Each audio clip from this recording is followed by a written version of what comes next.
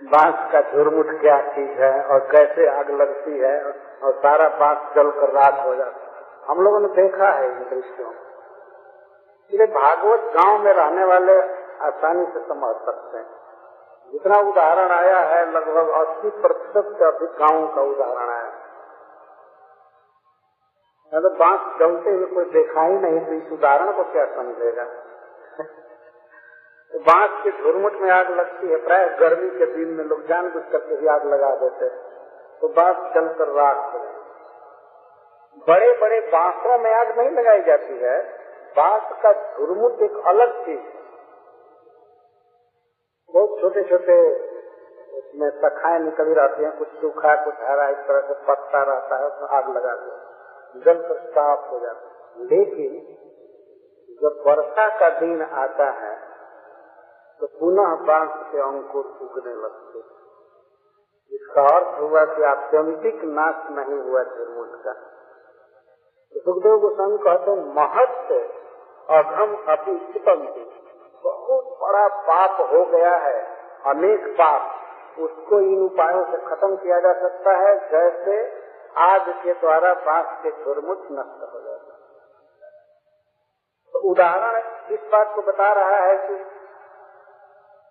परंतु वर्षा काल में पुनः जैसे बांस उग आते हैं वैसे मनुष्य तो पाप खत्म कर देता है इन उपायों से, लेकिन जब उसे विषय का संयोग मिलता है तो उसकी वासना पुनः उभर जाती है, फिर वही पाप करने लगता है। तभी तक उसकी चेतना बनी रहती है जब तक उसके सामने कुछ इंद्रियों के विषय न आ जाए। जैसे आंखों के सामने मान लीजिए कोई जब तक सुंदर रूप नहीं आया है तब तक तो उसका चित्त शांत है, लेकिन जब ही उसके आंखों के सामने सुंदर रूप आया तो उसके मन में उस रूप को भोगने की लालसा हो जाती है। जब ही बात सुनता है, मान लीजिए ऐसे शांत है, चित्त चुप है, लेकिन कोई आकर के गाली दे दिया उसको तो तुरंत मन विक्षिप्त हो जाता है, बदला लेना चाहता है। ये तो आत्यंतिक शुद्धि हुई नहीं, आत्यंतिक शुद्धि नहीं हुई। आग लगी बांस के झुरमुट में, लेकिन उसके मूल को जला नहीं पाई। इसी तरह से इन उपायों से सप्ताह ब्रह्मचर्य समेन च दमेन च त्यागेन सत्य शौचाध्ययन जमेन नियमेन च, इसके द्वारा पाप तो नष्ट हो जाते हैं, लेकिन पापों की जो वासना है, चित्त में पाप का जो संस्कार है वो नहीं जल पाता है। फिर अनुकूल अवसर आने पर वो पाप करने लगता है। ऐसा इतिहास में अनेक उदाहरण, बहुत बहुत उदाहरण है। जैसे विश्वामित्र मुनि के विषय में कहा जाता है, वो भी बहुत तपस्या किए, बहुत त्याग किए, तप करते थे, लेकिन मेनका को देखने पर उनके हृदय में पूर्व संस्कार जागृत हुए और 60 वर्ष के ध्यान के बाद एक लड़की को जन्म देकर वो भी भाग गए।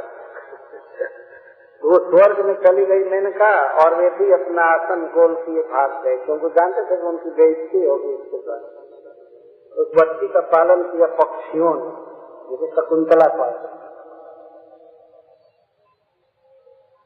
इससे सिद्ध होता है कि त्याग, ब्रह्मचर्य, तपस्या,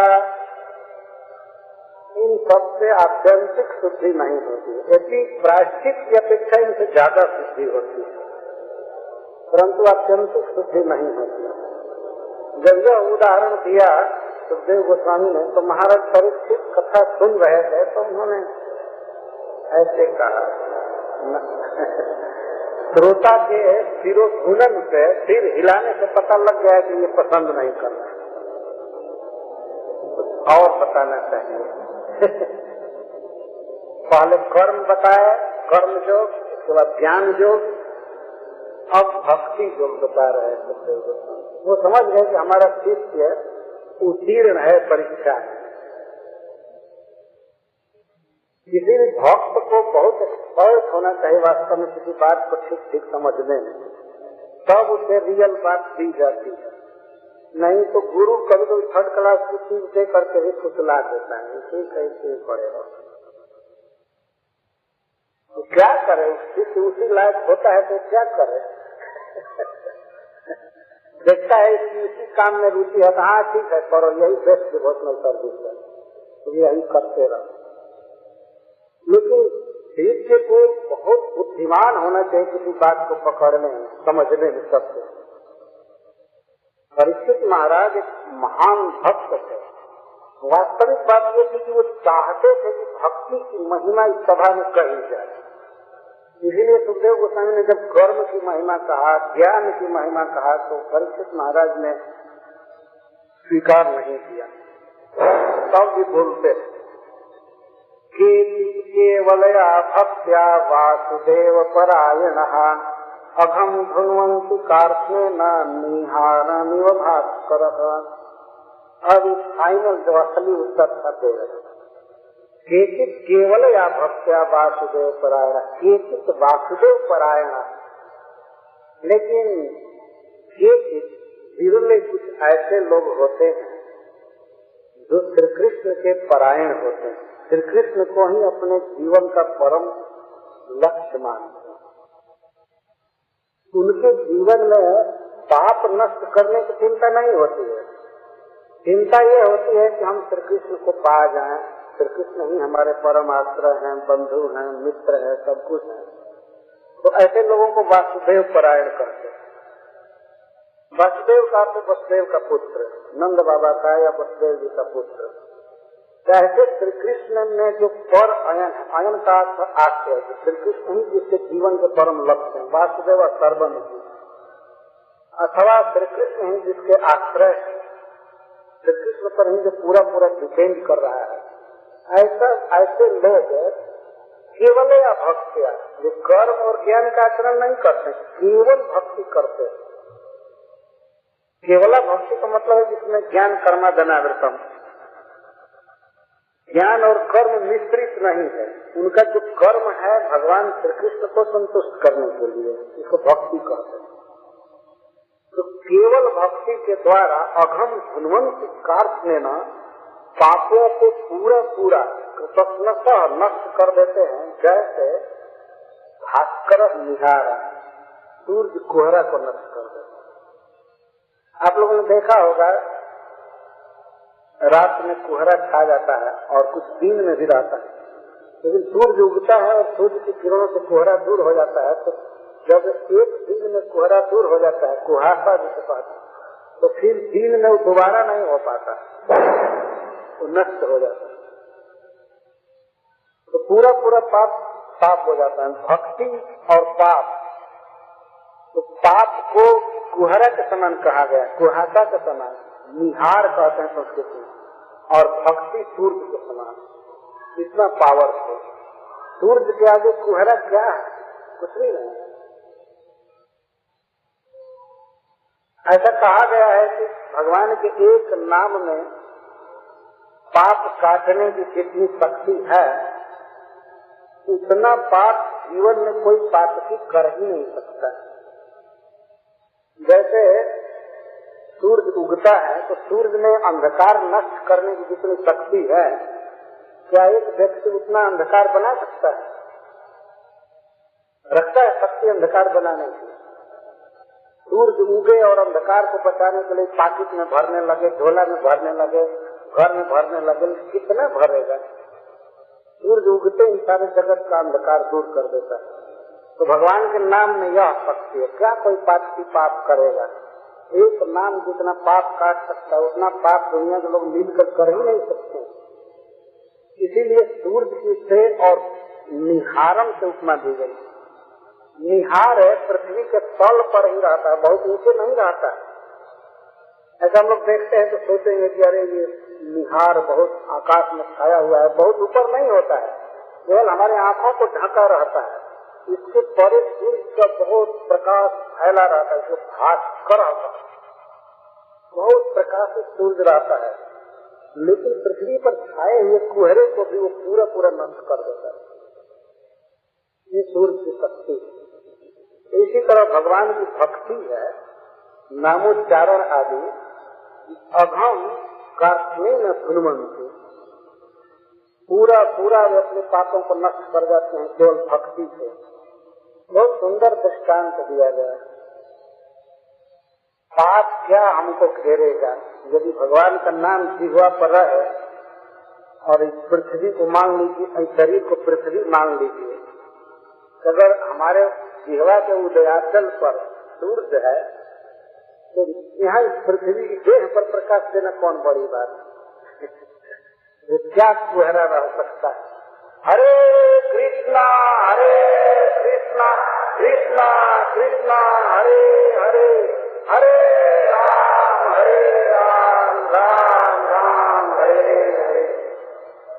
तो विश्व के सबसे प्रसिद्ध है ऋषियों के बीच में सुखदेव गोस्वामी भक्ति की महिमा बता रहे हैं और परीक्षित महाराज की जिज्ञासा का वास्तविक उत्तर दे रहे हैं।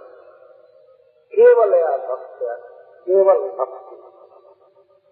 केवल भक्ति का मतलब होता है उसमें कोई प्रायश्चित वाला कर्म शांति नहीं है, कोई जरूरत नहीं, और न तो ज्ञान प्राप्ति के लिए जो साधन है उसको करते, ये भी नहीं करते, केवल भक्ति करते हैं। जैसे भगवान का नाम जप कर रहे हैं तो कर रहे हैं, भगवान को प्रणाम करते हैं, प्रसाद खाते हैं, उनको अर्पण करते हैं, आरती करते हैं, ध्यान करते हैं, वंदन करते हैं, ये सब केवला भक्ति। तो कुछ लोग यहाँ केचित शब्द का अर्थ करते हैं, चंद्र स्वामी जी कहते हैं बिरला। ऐसे लोग बहुत कम होते हैं जो भक्ति की महिमा जानते हैं। और कुछ नहीं करते, भक्ति करते हैं, उसी से उनके साथ सभी पाप नष्ट हो जाते हैं। तो सूर्य वास्तव में उगता है तो वो निहार को दूर करने के लिए नहीं उगता है, क्योंकि निहार तो पृथ्वी के केवल तल पर रहता है और सूर्य का प्रकाश तो अनंत अनंत योजन तक फैलता है, तो वो कोटि कोटि योजन तक फैलता है। वास्तव सूर्य क्यों उगता है? सूर्य लोगों को कर्म शक्ति प्रदान करने के लिए उगता है। लोग काम कर सकें, जा सकें, घूम सकें, ये कर्म करें, वो कर्म करें।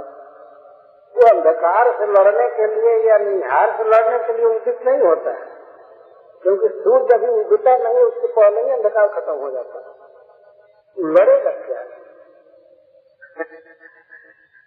हमने देखा, अभी मैं कथा कहा अफ्रीका में प्रसंग को, वहाँ के भक्तों ने इस पर नाटक किया, जमदूत और विष्णुदूत का संवाद।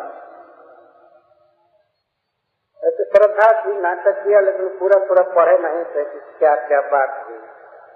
मैं भी देख रहा था उस नाटक को। लास्ट दिन देखा जमराज के दूत आया जामिल को लेने के लिए, तो नारायण ने कहा तब तक विष्णुदूत आ जाए। तो विष्णुदूत और जमदूत लड़ने लगे देर तक। उन्होंने कहा कि ये तो केवल वाद विवाद हुआ है, तो ये हाथापाई करने लगे। और जमदूत सब अफ्रीका के लड़के बने थे जो भारत के लड़कों से बलवान है। तो हमने तो कहा ये तो अनर्थ हो रहा है। तब मैं उनसे भीतर से कहलवाया कि कहो कि जमराज यदि भाग जाए, ये तो खिली आवे, ये तो खिली आवे, तब जाकर भागे। तो इस प्रकार से वास्तव में भगवान सूर्य जो उगते हैं तो अंधकार से लड़ने के लिए नहीं उगते। क्या अंधकार उनके सामने टिकेगा? आप देखते हैं सूर्य जब सामने नहीं होते हैं 6 बजे लगभग, अभी भीतर रहते हैं पृथ्वी के क्षितिज के भीतर, तब तक अंधकार खत्म हो जाता है। सामने आने पर कैसे अंधकार दिख सकता है? इसी प्रकार से कुहरा भी, कुहरा सूर्य से बहुत दूर रहता है, बहुत दूर पृथ्वी का आश्रय करके रहता है, लेकिन सूर्य की प्रचंड किरणें जैसे कुहरा को नष्ट कर देती है, वैसे हमारे मन में, वाणी में और शरीर में जो पाप हो गया है, पाप का संस्कार भीतर जो जम गया है, उसको भी पूरा पूरा खत्म कर देता है। जो सूर्य कुहरा को नष्ट करता है तो कुहरा का मूल बचा नहीं रहता है, सारा समाप्त हो जाता है। इसी तरह पाप करने की भावना, वासना समाप्त हो जाती है, पहले का किया हुआ पाप समाप्त हो जाता है, और जब पाप का संस्कार समाप्त हो जाता है तो आगे पाप होता ही नहीं। इस तरह से शुद्धि होती है भक्ति के द्वारा। यही वास्तव में सिद्धांत है।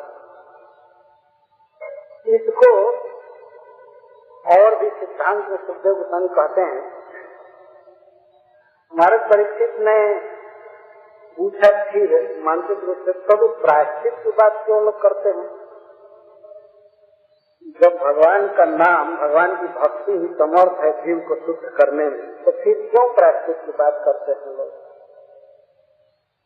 इस पर सुखदेव गोस्वामी कहते हैं, न तथा भगवान राजन पूय तप आदि यथा कृष्णार्पित प्राण तत्पुरुष मुख्य भया।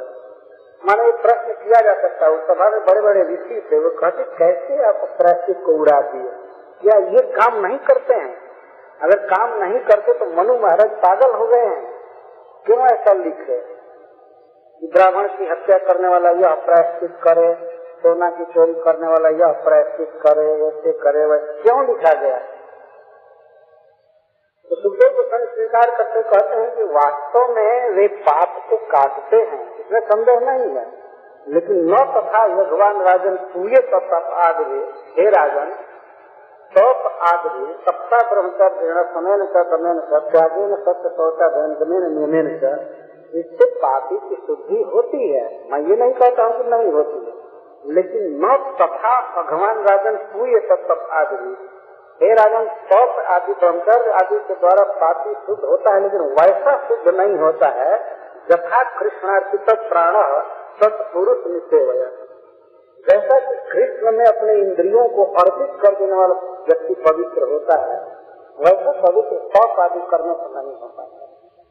कृष्णार्पित प्राण, प्राण का इंद्रिय होता है।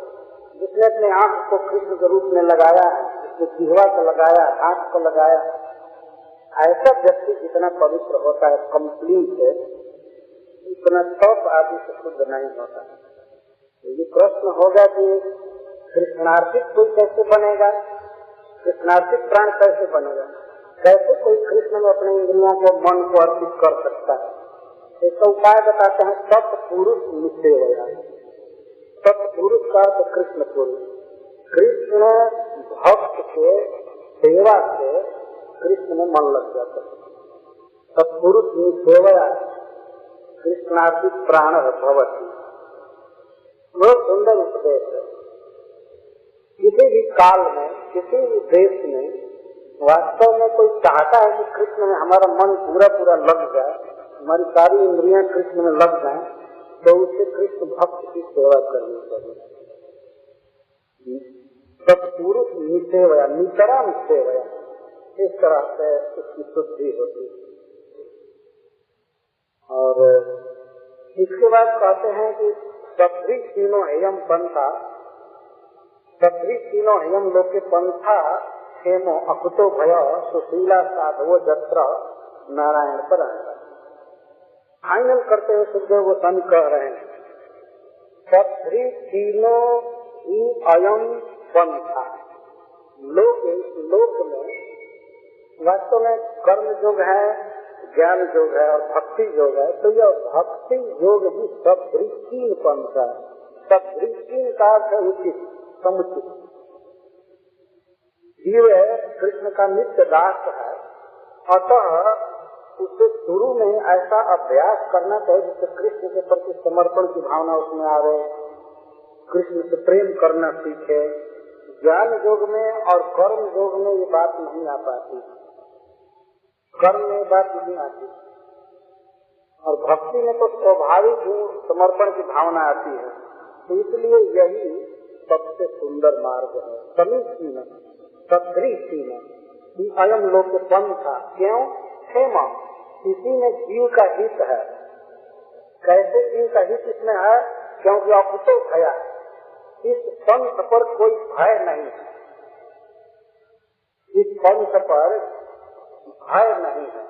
और कर्म मार्ग में, ज्ञान मार्ग में भय है। क्या भय है? इंद्रियों का फिर से विषय आवेश का भय है दूसरे मार्ग पर। और बहुत महत्वपूर्ण बात बता रहे हैं, ध्यान से आप लोग सुनेंगे। कहते हैं सुशीला साधवो जत्र नारायण परायण। इस पंथ पर नारायण परायणा, भगवान नारायण के भक्त चलते हैं जो सुशील होते हैं और साधु होते हैं। सुशील का अर्थ होता है कृपालव, सुशीला कृपालव, जो कृपा करते हैं, स्नेह रखते हैं किसी के प्रति, और साधव जिनमें ईर्ष्या नहीं होती है, द्वेष नहीं होती है। संस्कृत का शब्द मत्सरता, जिनके भीतर किसी के उत्कर्ष को देख करके दाह नहीं उत्पन्न होता, द्वेष नहीं होता, उनको निर्मत्सर या साधु कहते हैं। तो इस पंथ पर जो चलते हैं भगवान के भक्त, वे साधु होते हैं और निर्मत्सर होते हैं, तो कृपालु होते हैं और मत्सरता से हीन होते हैं। दूसरे मार्ग में क्या है, कर्म में जितने लोग होते हैं सब मत्सर से ग्रस्त रहते हैं। जितने लोग कर्म करने वाले, यज्ञ करने वाले, दान देने वाले, तप करने वाले जितने लोग होते हैं, वो चाहते हैं कि हम ही सबसे ज्यादा प्रोग्रेस करें, हम स्वर्ग में स्थान पाए, हम ऐसा पाए। जैसे लोक में आप देखते हैं किसी भी विषय में कंपटीशन होता है, कंपटीशन है ना, तो कर्म मार्ग में कंपटीशन बहुत मत्सरता है, हमसे वो आगे न बढ़ जाए, इंद्र न बन जाए, ये न हो जाए। इस पृथ्वी पर जो लोग कर्म करके और स्वर्ग गए हैं, स्वर्ग में जाने के बाद भी उनके भीतर से द्वेष गया नहीं है। यदि यहाँ कोई साधु महात्मा या राजा तप करने लगता है, यज्ञ करने लगता है, तो देवता लोग चाहते हैं कि वो यज्ञ पूरा न कर पाए, नहीं तो आएगा तो यहाँ बेहतर स्थान पाएगा हमसे। इसलिए कोई अप्सरा भेज देते हैं, चाहे घोड़ा चुरा लेते हैं, जैसे इंद्र ने पृथ्वी महाराज तो घोड़ा चुरा लिया। वो चाहते हैं विघ्न करना, तो उनको साधु नहीं कहेंगे। कर्म में हमेशा होड़ लगी रहती है, ईर्ष्या लगी रहती है, उनसे आगे न जाने पाए, आगे न जाने पाए। लेकिन इस भक्ति पंथ पर कभी भी ईर्ष्या नहीं होती है। यदि मान लीजिए हम 16 माला जपते हैं और दूसरा भक्त यदि 32 जप रहा है तो और सुखी होता है, बहुत अच्छा है, भजन कर रहा है, ये नहीं होता है अरे वो क्यों वाला कर रहा है ना। इस पंथ पर चलने वाले में ईर्ष्या नहीं है। प्रत्येक भक्त चाहता है दूसरा ज्यादा जप करे, दूसरा ज्यादा जप करे, मंगलारती अटेंड करे, है ना। कभी कभी तो हमने ये भी देखा है कि ऐसे भक्त हैं जो भोर में दूसरे भक्त को जगाने लगते हैं। जो भक्त हैं सोए, तो सोए थे भक्त कहता है उठो उठो उठो उठो, 3:30 बज गया, उठो उठो जाओ जाओ मंगलारती जाओ, और हो सकता है कि जगाने वाला न जाए। इसका मतलब उसको कोई द्वेष नहीं है, मत्सरता नहीं है, वो दूसरे को जगाकर मंगलारती में भेज रहा है, भले स्वयं न जाए। तो ये तो उदारता है ना। ये तो महानता हो, ऐसी महानता नहीं करनी चाहिए, लेकिन जो भी अगर हो रही है तो महानता है वास्तव। लेकिन कर्म मार्ग में कोई भी ऐसा नहीं है वो कहेगा कि आप बड़ा बड़ा जग कीजिए और हम नहीं करेंगे, नहीं। वो सोचेगा हम करें, हम देवता बने, हम बड़ा भोगे। स्कूल में पढ़ाई लिखाई है, कॉलेज में है, कंपटीशन में कोई एक लड़का थोड़े सोचता है कि नहीं तुम ही ले लो डिग्री, हम नहीं लेंगे। कर्म मार्ग में ईर्ष्या है, होड़ है। तो जिस पंथ पर होड़ है, ईर्ष्या है, इसमें चल करके आप क्या करेंगे? हमेशा जो चलने वाले हैं वही आपको पीछे ढकेलेंगे। तो कर्म मार्ग में ये दोष है बहुत बड़ा कि वे उन्हें ईर्ष्या हो, बढ़ने नहीं देंगे आपको। ऐसे पंथ पर क्यों कोई चलेगा? अभी मान लीजिए आपको यहाँ से कहीं जाना और पता लग जाए कि इस पंथ पर सब हमारे द्रोही जा रहे हैं हमारे कार को रोकेंगे, चाहे पैदल जो हमको मारेंगे, पीटेंगे, तो हम क्यों जाएंगे? अच्छा, ज्ञान मार्ग में क्या दोष है? ज्ञान मार्ग में जैसे इसमें कहा गया सुशीला, तो सुशीला का अर्थ करते हैं कृपालव, कृपालु। भक्ति पंथ पर चलने वाले सब कृपालु होते हैं। कोई भक्त गिर रहा है, लड़खड़ा रहा है, तो उसको वे हेल्प करने वाले, सब तरह से सहायता करने वाले। जैसा हमने देखा था एक बार भागवत यहाँ हुआ था, तो कुछ कृपालु जन भागवत खरीद करके बांटे, इससे कृपा हो। सहायता हमेशा रहती है। लेकिन ज्ञान मार्ग में क्या है कि वहाँ पर कृपा का तो कोई प्रश्न ही नहीं है। आप अगर किसी पर कृपा करते हैं तो उसको कह सकते हैं ये माया है। उस मार्ग में तो प्रत्येक आदमी ब्रह्म है, तो कृपा क्या करेगा? तो अपना अलग अलग ध्यान करता है। ज्ञान मार्ग में ये है। तो उस पंथ पर आप चलेंगे तो कोई बातचीत करने वाला नहीं, सब तो अपने अपने ध्यान में रहते हैं। पता ही नहीं लगता है वो अपने मन में क्या सोच रहा है, वो क्या सोच रहा है। अपनी कुटिया में बैठ करके, अपने आश्रम में बैठ करके कोई बात ही चित नहीं है, तो उस पंथ पर चल कर क्या करेंगे? और बात भी करेंगे तो कह देगा तुम भी ब्रह्म हो भगवान, ध्यान करो, और मैं भी ब्रह्म भगवान हूँ, ध्यान करो। भक्ति मार्ग में तो ये है नहीं। यहाँ तो सहायता, न मत्सरता का भय है, न असहायता का भय है। यहाँ तो झुंड के झुंड भक्त इस पंथ पर चलते हैं और सहायता करते हैं। एक भक्त आगे से गा रहा है, 50 और 100 भक्त पीछे से गाते है ना, परस्पर सहयोग कर रहे हैं। किसी ने इस भागवत को स्पॉन्सर किया, किसी ने विचार किया, तो 100 लोग सुन रहे हैं। लेकिन ज्ञान मार्ग में ऐसे 100 लोग एक साथ कोई बात नहीं करते, सबका ध्यान अलग अलग होता है। बल्कि समाज में बैठने में सोचते हैं कि हम जब ये हो गए, हम ऐसी जगह नहीं रहेंगे, एकांत में हिमालय में जाएंगे, कहीं जाएंगे। उन्हें कृपा नहीं होती। कृपा क्या होगी? वो अपनी स्त्री को भी छोड़ करके ज्ञान मार्ग में जाते, बच्चे को भी छोड़ करके जाते। लेकिन भक्ति मार्ग में कोई जरूरी नहीं है। तो भागवत सुनने के लिए पुरुष भी आ रहा है, पत्नी भी आई है, बच्चे भी आते हैं। इसलिए यह जो मार्ग है यही ठीक है। सुखदेव गोस्वामी कहते हैं सदृ तीनों हेयम लोके पंथा छेनो अकुतो भया सुशीला साधवो जत्र नारायण परायणा। इसी मार्ग पर चलना चाहिए जिस मार्ग पर भगवान कृष्ण के सुशील, कृपालु और मत्सरहीन भक्त चलते, वो सहायता करेंगे सब तरह से हमारी। क्यों नहीं इसी पंथ पर चला जाए? क्यों ऐसे असहाय और ईर्ष्या वाले लोगों के साथ चला जाए? इसलिए यही मार्ग ठीक है। ये देखिए कितना सुंदर निर्णय दे रहे हैं। इधर के लोग तो खैर कुछ लोग कार से चलते हैं, बस से चलते हैं और चलते हैं। जहाँ पैदल चलना होता है तो जरूर लोग विचार करते हैं कि लंबा रास्ता है तो कौन साथी मिलेंगे चलने के लिए, कैसे मिलेंगे। अगर ये पता लग जाए कि इस पंथ पर चलने वाले सब कंपटीशन में चल रहे हैं, हमको आगे नहीं बढ़ने देंगे या कुआं में धकेल देंगे, और ये पता लग जाए कि इस पंथ पर ऐसे लोग चल रहे हैं जो किसी से बात ही नहीं करते, मौनी होते हैं, न भोजन का पूछेंगे न पानी का पूछेंगे, केवल अपने ध्यान में रहेंगे, तो उनको क्या सहायता की आशा की जाएगी? हम लोग का जो भक्ति मार्ग है इसमें सहायता है और कृपा। जैसे गिरिराज की परिक्रमा कर रहे हैं तो लाखों लाखों लोग कर रहे हैं, ऐसा नहीं ये एकांत में ध्यान करो। कीर्तन हो रहा है तो हजारों हजारों लोग एक साथ करते हैं, भागवत हो रहा है तो एक साथ हजारों लोग सुनते हैं, कहते हैं, हजारों लोग एक साथ प्रसाद पाते हैं, हरि बोल करके। जो भी हो यह सहायता का मार्ग है। इसीलिए सुखदेव गोस्वामी कहते हैं कि सदृ तीनों यम लोग के पंथा क्षेमो अकुतो भया, इसमें भय नहीं है। बहुत लोग इस पर चल रहे हैं। और दूसरी बात यह है कि अधिकांश बड़े बड़े लोग इसी मार्ग पर चले। पहले के महान पुरुष ऋषि जन सबका चला हुआ मार्ग है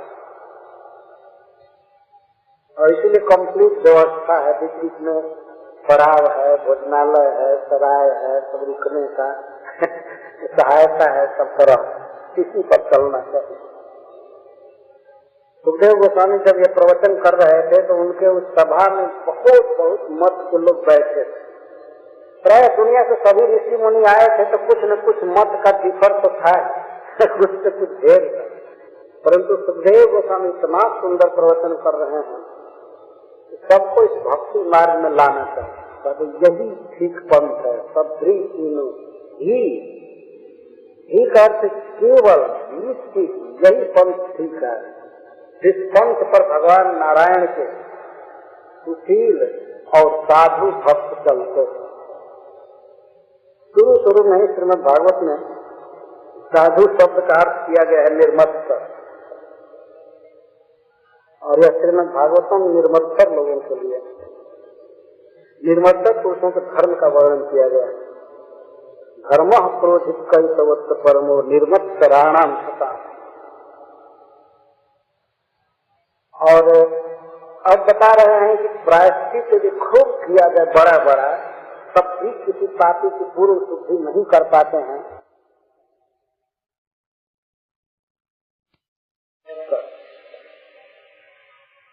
और यह श्रीमद् भागवतम निर्मत्सर लोगों के लिए, निर्मत्सर पुरुषों के धर्म का वर्णन किया गया है। धर्म क्रोधित कई सवत्त परमो निर्मत्सराणाम सता।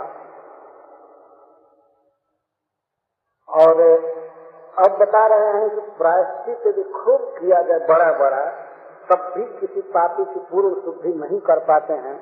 उदाहरण के द्वारा समझा रहे हैं कि प्रायश्चित्तानि तीर्णानि नारायण पराङ्मुखम् न निष्पुनन्ति राजेंद्र सुरा कुंभ निवासगः। जैसे शराब का घड़ा है, शराब का घड़ा पैक्ड है, और पैक्ड शराब के घड़े को शुद्ध करने के लिए कोई ले जाए गंगा जी में 1000 बरस रखे, जमुना जी में रखे, गोदावरी में, कृष्णा में, कावेरी में, तो बड़ी बड़ी नदियां मिल करके भी, बहुत पुण्यवती नदियां मिल करके भी उस शराब के घड़े को शुद्ध नहीं कर सकती है। उसी तरह से यदि कोई व्यक्ति नारायण पराङ्मुखम है, नारायण का भक्त नहीं है, कृष्ण का भक्त नहीं है, तो बड़े बड़े प्रायश्चित भी उसको शुद्ध नहीं कर पाते। कितना बड़ा काम करे, यदि भगवान कृष्ण का भक्त नहीं हुआ तो शुद्ध नहीं हो पाएगा। बड़े बड़े साधन भी शुद्ध नहीं कर पाते हैं। इसी उदाहरण को दिया गया है कि गंगा जी, जमुना जी, ये सब नदियां मिल करके भी शराब के घड़े को शुद्ध नहीं करते। तो सारा तीर्थवास, उपवास, जो भी प्रायश्चित है, एक आदमी कर ले, सप्ताह ब्रह्मचर्य सब कुछ भी, लेकिन वो शुद्ध नहीं हो पाएगा यदि भगवान का भक्त नहीं है। तो नारायण पराङ्मुख, नारायण से विमुख है तो शुद्ध नहीं हो सकता। तो शुद्धि चाहिए तो भगवान का भक्त बनना चाहिए। भक्त बनने का मतलब है भक्ति करना, वो रजिस्टर्ड नहीं। भक्ति करने पर तब वो भक्त कहा जाता है। नाम जप करे, भागवत पढ़े, भगवान का दर्शन करे। भक्ति शब्द का अर्थ ही होता है हृदय में एक अनुकूल भावना, भगवान की सेवा की भावना, उनके नाम के प्रति श्रद्धा, गुण के प्रति, लीला के प्रति, श्री विग्रह के प्रति जो श्रद्धा उत्पन्न होती है, इसको भक्ति कहते हैं। तो जो इस प्रकार के भक्त हैं उनको ही प्रायश्चित शुद्ध कर पाते हैं, नहीं तो प्रायश्चित शुद्ध नहीं कर पाएंगे। तो यहाँ तक सुखदेव गोस्वामी भक्ति की महिमा बता रहे हैं। अब अगले श्लोक में ये बता रहे हैं कि थोड़ी भी कृष्ण भक्ति की जाए तो वह जीव स्वप्न में भी जमराज को और जमराज के पुलिस को, दूत को नहीं देखता है, सपने में। बहुत सुंदर श्लोक में कह रहे हैं, सक्रिय मनः कृष्ण पदारविंदयो निवेशितं तद्गुणराज जयरिह न ते यमं पास भृतश्च तद्भटान् स्वप्ने पश्यन्ते तीर्ण निष्कृतः। जिन्होंने अपने मन को एक बार भी कृष्ण पदारविंदयो, एक बार भी श्री कृष्ण के चरणों के चिंतन में लगाया है, एक बार और एक सेकंड के लिए भी, एक बार प्रकृत का अर्थ है एक बार, प्रकृत मनः कृष्ण पदारविंदयो निवेशितम तद्गुणराज जयरिहा। जिन्होंने श्री कृष्ण के चरणारविंद में, मतलब श्री कृष्ण में अपने मन को एक बार भी, एक सेकंड के लिए भी लगाया है, मतलब उनके विषय में सोचा है, उनके रूप के विषय में, वे स्वप्न में भी जमराज को और जमराज के दूतों को नहीं देखते। मतलब जमराज के दूत उनके पास कभी नहीं जा सकते। एक बार तो केवल मन को जिन्होंने लगाया कृष्ण में, और वो भी सद गुणरागी जय, कृष्ण के गुण पर लुब्ध होकर के मन लगा, कृष्ण के तत्व को जान करके नहीं। कृष्ण एक सुंदर लड़का है, बस इतने से ही मन चला गया मान लीजिए। एक बार मन चला गया, कृष्ण गोवर्धन धारण किए हैं, एक बार चित्त चला गया। केवल चित्त जिसका चला गया एक बार कृष्ण के चरण में, वो कभी भी यमराज के दूतों को नहीं देखेगा, और न तो यमराज को स्वयं स्वप्न में भी चिर निष्कृता, उसके सारे पापों का प्रायश्चित हो जाता है। इतने तो जब मन से कोई कृष्ण के गुरु को का चिंतन किया या कृष्ण का चिंतन किया, वो यमराज को नहीं देख सकता है, तो जो रोज आंख से कृष्ण को देख रहा है वो कैसे जाएगा यमराज के लोक में? बताइए। मन से देखने में और आंख से देखने में बहुत अंतर है। आंख से देखना मन की अपेक्षा कई गुना ज्यादा महत्व रखता है।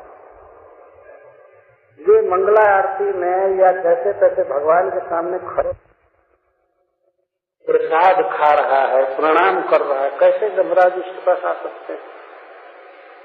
ये विचारणीय बात है। सुखदेव गोस्वामी कहते सकृत और भी स्वप्ने अपी, एक बार भी जिसने चित्त को लगाया भगवान ने, और तद गुण रागी मन, गुण रागी का अर्थ है कि श्री कृष्ण के किसी गुण पर विवश होकर के मन लग गया। कृष्ण को भगवान समझकर नहीं, भगवान समझ करके उनके तत्व को जान करके यदि अपने मन को लगाया, वो तो भक्ति हो गई। लेकिन किसी तरह से वह कृष्ण सुंदर हैं, कृपालु हैं, बलवान हैं, धनवान हैं, जैसे केवल गुण पर लुब्ध होकर के मन अगर चिंतन कर दिया तो स्वप्न में भी यमराज उनके पास नहीं आते हैं, और स्वप्न में भी लोग यमराज को देखते नहीं हैं। ऐसा सपना भी वो नहीं देखेंगे कि यमराज उनको पकड़ कर ले जा रहे हैं। जागृत में तो आने की बात ही दो। तो ये है भक्ति। भक्ति थोड़ी भी बहुत महान हो और कर्म और ज्ञान बहुत बड़ा भी हो तब भी बेकार है, उससे शुद्धि नहीं होती। और भक्ति से थोड़ी सी भी शुद्धि हो जाती है। अत्र च उदाहरणतिमं इतिहासं पुरातनम दूतानां विष्णुतमय संवाद स्तम निबोधन। अब इतना सिद्धांत कह करके सुखदेव गोस्वामी इस सिद्धांत का दृष्टांत दे रहे हैं कि इस सिद्धांत को पुष्ट करने में महात्मा लोग पुरातन इतिहास कहा करते हैं। उस इतिहास में भगवान विष्णु और यमराज जी के दूतों का संवाद है। परस्पर एक व्यक्ति के विषय में दोनों संवाद किए। अजामिल मृत्यु सज्जा पर पड़ा हुआ है और उसके लिए दो दल में बहस हो रही है। एक कहता है कि ये धर्मात्मा है और दूसरा दल कह रहा था ये पापी है, लेकिन अंत में उसको परम धर्मात्मा सिद्ध किया गया। क्यों? क्योंकि वो भगवान का नाम ले रहा था। इससे सिद्ध हुआ कि इस जगत में एक ही धर्म है, भगवान के नाम का उच्चारण करना।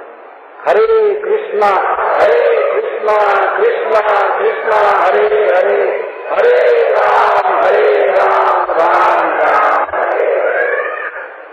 तो हम कल से उस इतिहास को चालू करेंगे। अजामिल के विषय में यमराज और भगवान के दूतों के बीच संवाद हुआ है। बहुत सुंदर संवाद। हरे कृष्ण। जय श्री कृष्ण। नमो विष्णुपादाय कृष्णपृष्ठाय भूतले श्रीमते भक्ति वेदांत स्वामीति नामिने। नमस्ते सारस्वतदेव गौरवाणी प्रचारिणे निर्विशेष शून्यवादी पाश्चादेशतारिणे। जय श्री कृष्ण चैतन्य प्रभु नित्यानंद श्री अद्वैत गदाधर शिवासादि गौर भक्तवृंद। हरे कृष्णा कृष्णा कृष्णा हरे हरे, हरे राम राम राम हरे हरे। ओम नमो भगवते वासुदेवाय।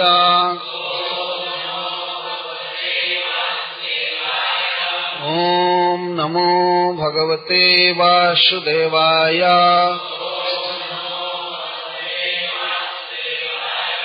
ओम नमो भगवते वासुदेवाय।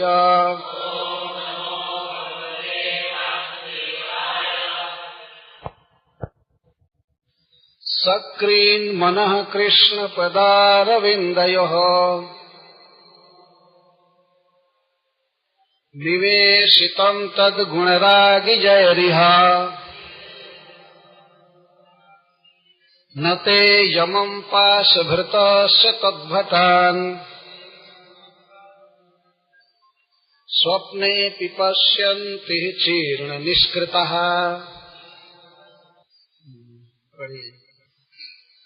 सकृत एक बार भी, मनः मन, कृष्ण पदारविंदयोः कृष्ण के चरण कमल में, निवेशिता प्रवेशित करा दिया है, तद गुणरागी कृष्ण के गुणों पर लुब्ध मन को, यही जिन लोगों के द्वारा यह इस प्राकृत जगत में न ते वे लोग यमराज जी को, पास भृतश्च हाथ में पास लेकर के चलने वाले, तद्भटान उनके दूतों को, स्वप्ने अपि स्वप्न में भी, पश्यन्ति देखते हैं, हे निश्चित, चीर्ण निष्कृतः पूर्ण प्रायश्चित कर चुके हैं।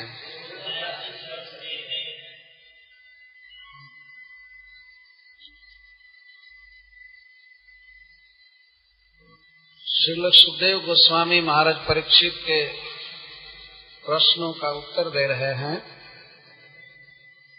तो अंत में वे यह बता रहे हैं कि अति अल्प मात्रा में भी भक्ति का अनुष्ठान किया जाए तो वह यमपाश से मुक्त कर देती है। अति अल्प मात्र, एक बार भी, यहाँ कह रहे, एक बार भी जिन्होंने अपने मन को भगवान कृष्ण के चरण कमलों में लगा दिया है, निवेशितम, वे कभी स्वप्न में भी यमराज को और यमराज के दूतों को नहीं देख सकते। क्यों कि चीर्ण निष्कृता, चीर्ण का अर्थ होता है संपादित, पूरा कर चुके हैं, निष्कृता मतलब प्रायश्चित। ऐसे संसार में मनुष्य से निश्चित ही भूल होती है, पाप होते हैं, लेकिन भूल से भी यदि भगवान का नाम बोल दे, भगवान में चित्त को लगा दे एक बार भी, तो उसके सारे अपराध माफ कर दिए जाते हैं। चीर्ण निष्कृता शब्द बहुत महत्वपूर्ण है। चीर्ण का अर्थ होता है पूर्ण, संपादित। उन्होंने पूरा प्रायश्चित कर लिया। इस सिद्धांत को एक इतिहास के द्वारा वे पुष्ट कर रहे हैं। अत्र च उदाहरन्तीमं इतिहासं पुरातनम् दूतानां विष्णु यमयोः संवादस्तं निबोधने। अत्र अस्मिन् विषये अर्थात अल्प भक्ति भी महान भय से रक्षा कर देती है। स्वल्पमप्यस्य धर्मस्य त्रायते महतो भयात्। अल्प भक्ति भी महत भय से रक्षा कर देती है। इस विषय में महात्मा जन पुरातनम इमम इतिहासम उदाहरन्ति, इस पुरातन इतिहास को प्रस्तुत करते हैं। कोई व्यक्ति किसी सिद्धांत का प्रतिपादन करता है तो उसे उसका व्यवहारिक रूप बताना पड़ता है। थ्योरी बताने के बाद प्रैक्टिकल करना पड़ता है। तो स्वाभाविक प्रश्न होता है कि क्या ऐसी घटना घट चुकी है अतीत में कि बहुत अल्प भक्ति करने वाला व्यक्ति भी, नामाभास का आश्रय लिया हुआ व्यक्ति भी यमपाश से मुक्त हो गया है या कर्म बंधन से मुक्त हो गया है? तो सुखदेव गोस्वामी कहते हैं कि इस विषय में एक नहीं अनेक महत्पुरुषगण इस इतिहास को कहा करते हैं। उदाहरणति, इसका अर्थ है कि बहुत लोग बोलते हैं। जब उदाहरती रहता तो इसका अर्थ है कि एक व्यक्ति ने कहा, किसी एक ने कहा है। लेकिन उदाहरणति का अर्थ है बहुत लोग इस बात को कहा करते हैं। मतलब यह विष्णुदूत और जमदूत का संवाद सब जगह चर्चा का विषय है। केवल इस पृथ्वी पर आजकल के मूर्ख लोग इस इतिहास को न पढ़ते हैं न सुनते हैं, लेकिन बाकी जितने बड़े लोग हैं, देवता हैं, वे सब इस इतिहास को कहते सुनते हैं। उदाहरणति का अर्थ है उत आहरन्ति। आहरण का अर्थ होता है बोलना और उत का अर्थ है बहुत अधिक या उच्च स्वर से। बहुत अधिक इसकी चर्चा चलती है बड़े लोगों के समाज में। उदाहरणति इमम पुरातनम इतिहासम, यह सच्ची घटना। इतिहास का अर्थ होता है जो घटना पूर्व काल में बीत चुकी है। इति का अर्थ होता है पुरातन और हास का अर्थ होता है कथा, बात। तो जो संवाद पहले बीत चुका है उसको इतिहास कहते हैं। अच्छा, यह इतिहास कोई ऐसा नहीं चलो 2 वर्ष पहले हुआ था या 10 वर्ष पहले हुआ था या 1000 वर्ष पहले, 100 वर्ष पहले। पुरातनम इतिहास, बहुत पुरातन इतिहास। और भक्तजन परस्पर मिल करके इस इतिहास की चर्चा किया करते हैं। इस इतिहास में मुख्य विषय क्या है? दूतानाम विष्णु जमयो संवाद। विष्णु जमयो दूता नाम, विष्णु के दूतों का और जमराज जी के दूतों का संवाद है, परस्पर कथनोपकथन है। जमराज के दूत बोले हैं तो भगवान के दूत बोले हैं, फिर भगवान के दूतों के बाद जमराज के दूत बोल रहे हैं। इसको संवाद कहते हैं। संवाद का अर्थ होता है किसी विषय को जानने के लिए अनुकूल भाव से जो वाद होता है उसको संवाद कहते हैं। और जब किसी की आइडिया को काटने के लिए कुछ कहा जाता है तो उसको विवाद कहा जाता है, विपरीतवाद। झगड़ा, हम जो कह रहे हैं यदि आपको पसंद नहीं, आप कुछ बोल रहे हैं तो इसका मतलब हम दोनों में विवाद हो रहा है, विपरीतवाद। और संवाद का अर्थ होता है सम्यकवाद। वाद माने बात, स्टेटमेंट। तो एक बार भगवान जमराज के दूतों में और साक्षात भगवान श्री कृष्ण के दूतों में एक विषय पर संवाद हुआ था। देखने में ऐसा लगेगा कि विवाद हो रहा है, लेकिन वो विवाद नहीं था। जमराज के दूतों में जिज्ञासा आ गई जानने की वास्तविक बात क्या है, अजामिल पापी है या नहीं है। तो इस प्रकार सुखदेव गोस्वामी कहते हैं कि दूता नाम यम कृष्णयो, विष्णु यमयो, विष्णु और यम के दूतों का संवाद हुआ था। तम, उस संवाद को निबोध, नितराम बोध, खूब अच्छी तरह से सुनो, बोध प्राप्त करो मैं मुझसे सुनो। महाराज परीक्षित तो बैठे हैं सुनने के लिए, कोई असावधान नहीं है, लेकिन फिर भी सुखदेव गोस्वामी सावधान कर रहे हैं। इससे स्पष्ट समझना चाहिए कि बारंबार अटेंशन को एकाग्र करने की आवश्यकता है। ऐसा नहीं है कि कोई केवल कथा में आ गया है तो सब सुन लेगा, उसको सावधान करना पड़ता है। ठीक से सुनो, ठीक से सुनो। महाराज परीक्षित तक को कहा जा रहा है, जो कि आमरण अनशन व्रत करके बैठे हैं श्री कृष्ण की लीला सुनने के लिए, भागवत सुनने के लिए, उनको भी कहा जा रहा है कि निबोधा, नितराम बोधा, खूब अच्छे इस तरह से सुनो, सावधानी से सुनो मुझसे। मैं शब्द का प्रयोग सुखदेव गोस्वामी इसलिए कर रहे हैं कि उन्होंने अंत में कहा है कि मैं इस कथा को डायरेक्ट अगस्त जी से सुना हूं। अपने पिताजी से तो मैं पढ़ा ही भागवत में, लेकिन मैं इसको डायरेक्ट अगस्त जी के मुख से सुना हूं। और अगस्त मुनि इस इतिहास को जब कह रहे थे तो भगवान के चरण को छू छू कर कह रहे थे कि ये बिल्कुल सत्य है। जो उनके आश्रम में ड्यूटी है भगवान विष्णु की, उसका चरण कमल छू करके कह रहे थे कि बिल्कुल सत्य घटना है, सत्य घटना है। तो इस इतिहास को सुनने के लिए हम भी सुखदेव गोस्वामी की तरह आप सबसे निवेदन कर रहे हैं, इसको नितराम बोध, सावधानी से सुनिए, कोई तंद्रा में न जाए, कोई चिंतन न करे अपने घर का, दुकान का, इधर उधर जब छोड़ा है तो भूल करके इसको सुने सावधानी से। मन बड़ा चंचल है, ये चला जाता है, ये मन बड़ा चंचल है, कैसे इसे समझाऊं तो सुनना चाहिए। ले चलिए अपने मन को उस सभा में, गंगा जी के तट पर, जहाँ सुखदेव गोस्वामी कथा कह रहे हैं। कितने बड़े बड़े महात्मा जुटे हैं, कितना सुंदर विषय प्रस्तुत किया जा रहा है। तो वो इतिहास इस तरह से चालू करते हैं। कान्य कुब्जे द्विज कश्चित् दासी पतिरजा मिलः नामना नष्ट सदाचारो दास्या संसर्ग दूषितः। कान्य कुब्जे अजामिल नामना कश्चित् द्विज आसीत्।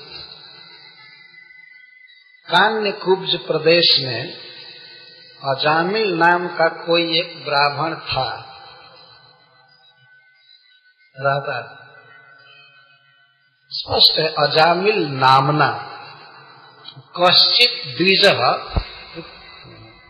कान्य कुब्ज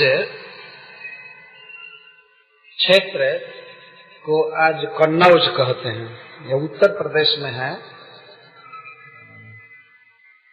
कानपुर और फर्रुखाबाद के बीच में है,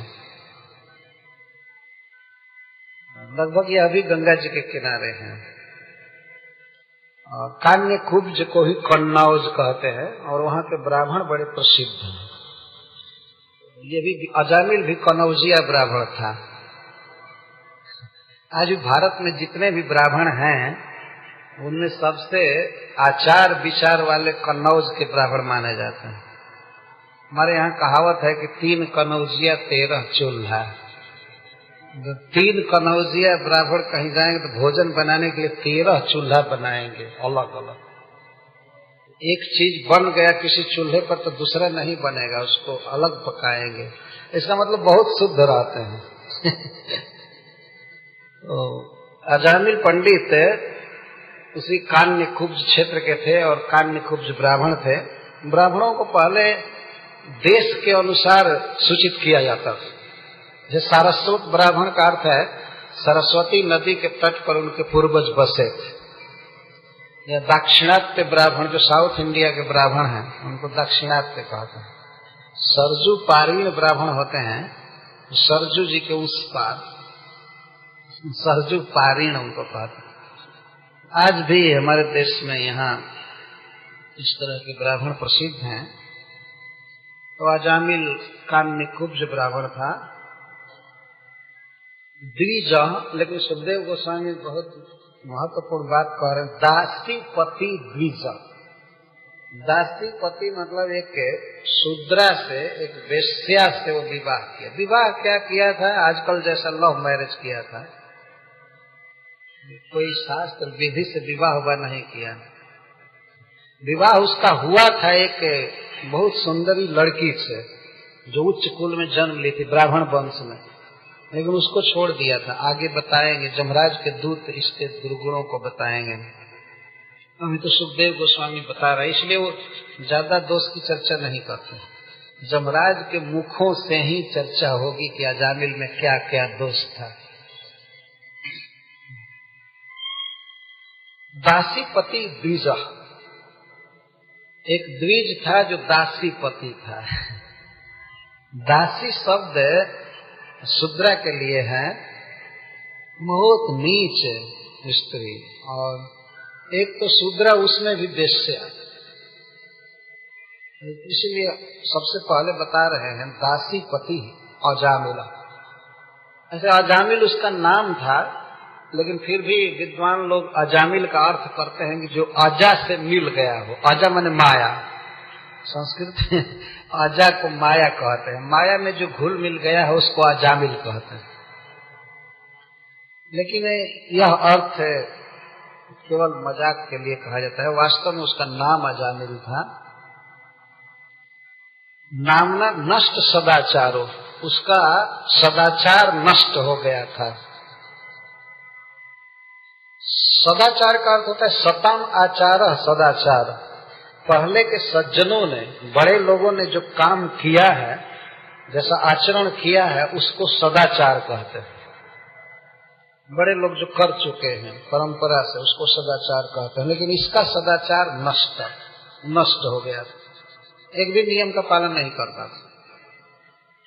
उल्टे दास्या संसर्ग दूषित, उस दासी के संसर्ग में आने के कारण दूषित हो गया था, बहुत अशुद्ध हो गया था। सदाचार तो नष्ट हो ही गया था, जो ब्राह्मणोचित धर्म था, कुल परंपरा थी, वो तो नष्ट हो ही गई थी, और उल्टे और दोष आ गए थे। दूषित का अर्थ होता है जिसमें दोष आ गया है, कंटेमिनेटेड। बहुत महत्वपूर्ण शब्द है दास्या संसर्ग दूषित।